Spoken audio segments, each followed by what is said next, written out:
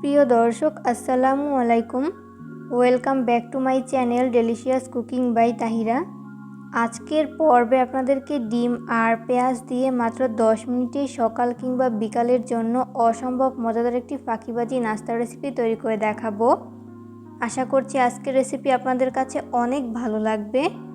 তো চলুন দর্শক, এই রেসিপির পুরো প্রস্তুত প্রণালী শুরু থেকে শেষ পর্যন্ত। এই রেসিপি তৈরি করার জন্য প্রথমে একটা মিক্সিং বোল নিয়েছি। এরপর এই বোলের মধ্যে ব্যবহার করব মেজারমেন্ট কাপের 1 কাপ পরিমাণ পেঁয়াজ কুচি। এরপর ব্যবহার করব 2 টেবিল চামচ পরিমাণ কাঁচামরিচ কুচি। ঝালটা স্বাদ বুঝে কমিয়ে বাড়িয়ে অ্যাড করতে পারেন। এরপর ব্যবহার করব স্বাদ মতো লবণ। এরপর এই উপকরণগুলোকে হাতের সাহায্যে খুব ভালো মতো মেখে নিব।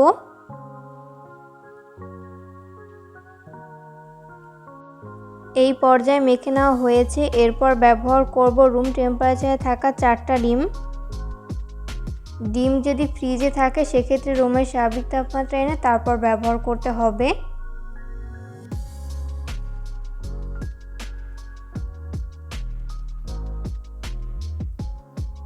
এরপর একটা চামচের সাহায্যে এই ডিমগুলোকে খুব ভালো মতো বিট করে নিব।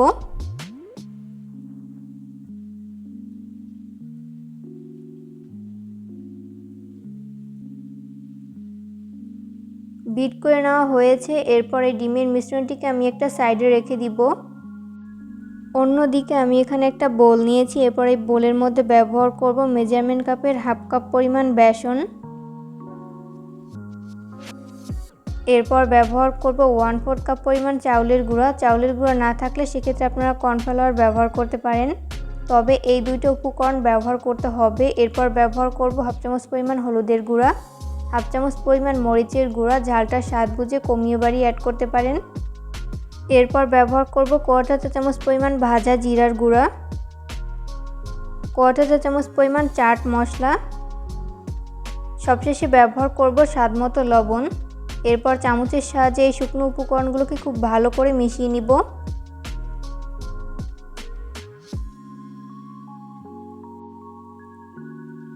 মিশিয়ে নেওয়া হয়েছে। এরপর এর মধ্যে আমি অল্প অল্প করে নরমাল তাপমাত্রার পানি অ্যাড করে পারফেক্ট একটা ব্যাটার তৈরি করে নিব। এখানে পানি একবারে না দিয়ে এইভাবে অল্প অল্প করে দিব আর চামচের সাহায্যে খুব ভালো করে মিশিয়ে নিব।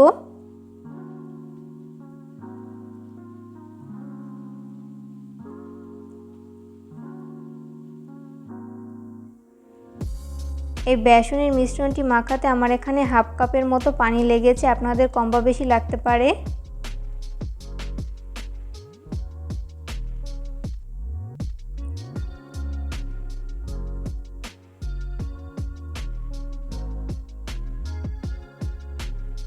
মিশ্রণটি তৈরি করে নেওয়া হয়েছে। এরপরের ঘনত্বটা আপনাদেরকে দেখিয়ে দিচ্ছি। খুব বেশি পাতলা আবার খুব বেশি ঘন না, মিডিয়াম ঘনত্বের একটা ব্যাটার তৈরি করে নিয়েছি।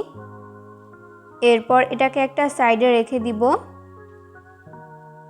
ডিম ভাজার জন্য চুলায় একটা প্যান বসিয়ে দিয়েছি। এরপর এর মধ্যে ব্যবহার করব 1/4 কাপ পরিমাণ সয়াবিন তেল।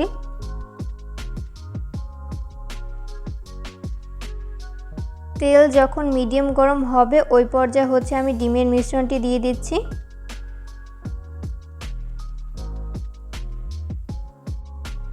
এরপর চুলার স্লো মিডিয়ামের মাঝামাঝিতে রেখে এই ডিমের মিশ্রণটি খুব ভালো মতো ভেজে নিতে হবে। একটা স্প্যাচুলার সাহায্যে এইভাবে চারপাশে ডিম ছড়িয়ে দিচ্ছি।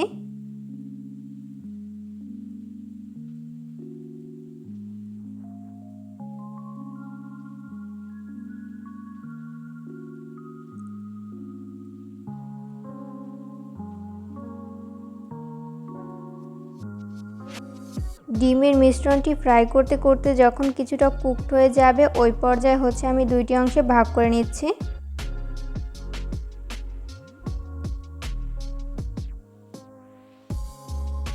এরপর দুইটা স্প্যাচুলার সাহায্যে এইভাবে উল্টে দিচ্ছি অপর পাশটি ভেজে নেওয়ার জন্য। আর খুবই সাবধানে এই ডিমের মিশ্রণটি উল্টাতে হবে।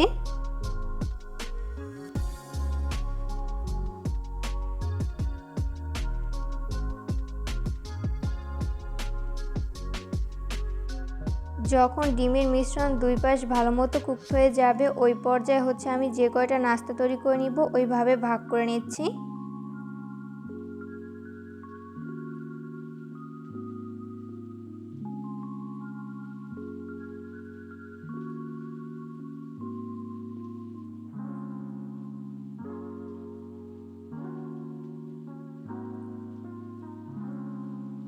এরপর উল্টে পাল্টে দুই পাশ খুব ভালো মতো ভেজে নিব। যখন দুই পাশ ভালো মতো ভেজে নেওয়া হবে ওই পর্যায়ে আমি তেল ঝরিয়ে তেল থেকে উঠিয়ে নিব।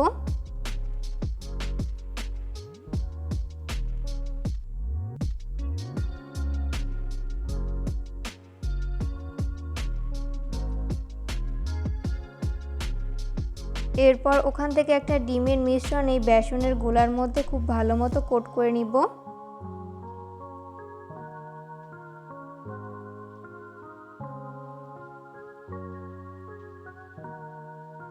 তো কোট করে নেওয়া হয়েছে। এরপর চলে যাব কিচেনে এই নাস্তাগুলোকে ফ্রাই করতে। ওই জন্য চুলায় একটা ফ্রাই প্যান বসিয়ে দিয়েছি। এরপর পর্যাপ্ত পরিমাণ সয়াবিন তেল দিয়ে দিয়েছি। তেল যখন মিডিয়াম আঁচে গরম হবে ওই পর্যায়ে আমি একটি একটি করে নাস্তা শেপ দিয়ে দিচ্ছি।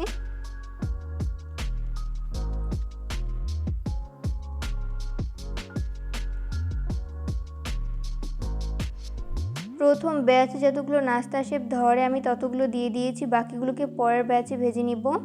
আর এই নাস্তাগুলো ফ্রাই করার সময় অবশ্যই চুলার আঁচ মিডিয়াম ফ্লেমে রেখে ফ্রাই করে নিতে হবে, এতে করে দুই পাশ ভালো মতো কুকড হতে পারবে। যখন এক পাশ ভালো মতো ফ্রাই করে নেওয়া হবে ওই পর্যায়ে উল্টে দিব অপর পাশটি ফ্রাই করে নেওয়ার জন্য।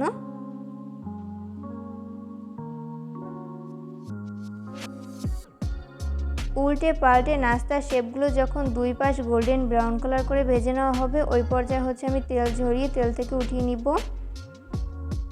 সেমভাবে আমি বাকি নাস্তাগুলোকেও ভেজে নিব। এই পর্যায়ে আমার সবগুলো নাস্তার শেপ ভেজে উঠিয়ে নেওয়া হয়েছে। আমি এগুলোকে একটা নাস্তার প্লেটে তুলে নিয়েছি, দেখতেই পাচ্ছেন। দেখতে মাশাআল্লাহ কতটা লোভনীয় হয়েছে, খেতেও কিন্তু হয়েছে দুর্দান্ত মজার। পরিবারের ছোট থেকে বড় সবাই অনেক বেশি পছন্দ করেছে আর অনেক মজা করে খেয়েছে। ভিডিও ভালো লাগলে লাইক, কমেন্ট এবং শেয়ার করতে কিন্তু একদমই ভুলবেন না। পরবর্তী রেসিপি দেখার আমন্ত্রণ জানিয়ে আজকের মতো এখানেই বিদায় নিচ্ছি। সবাই অনেক বেশি ভালো থাকবেন। আল্লাহ হাফেজ।